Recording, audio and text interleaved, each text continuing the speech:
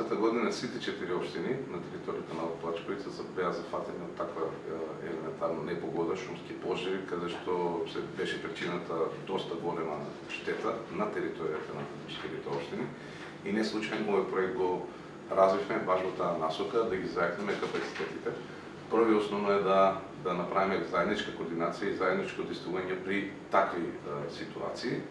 Меѓутоа целта не е кај нас за да ги спречеме или за да действуваме во фаза на пожари, туку целта на проектот е да превентивно действуваме.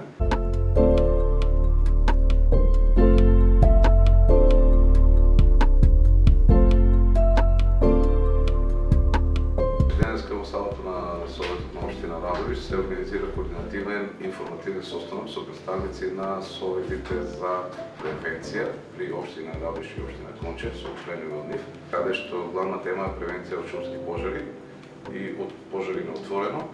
Значи, тука ќе бидат запознаени и представен проектот кој што го спроведува локалната акционна група Пачковица за овој двогодишен проект за зајакнување на капацитетите на локалните чинители за справување и превенција со шумски пожари.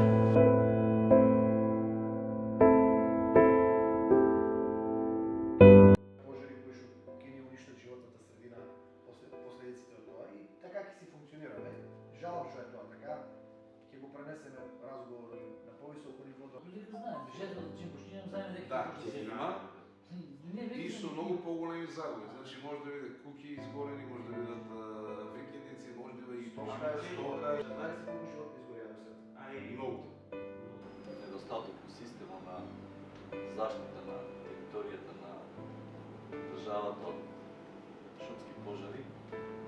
И ние како општина се најдеме малце, и сите општини на Македонија се најдеме на некоја, да кажеме, малку непозната територија, затоа што формално по закона ние не сме надлежни тука да действуваме.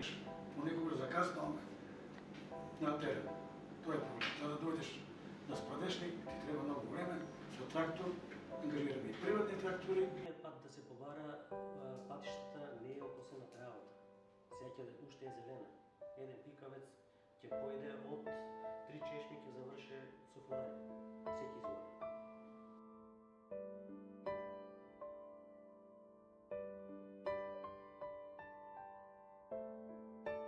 На овој состанок очекуваме да дискутираме за едни можни чекори, препораки, соработка со локалните чинители и да се договориме како ќе изготвиме еден заеднички општ план за превенција од шумски пожари на ниво на 4 општини.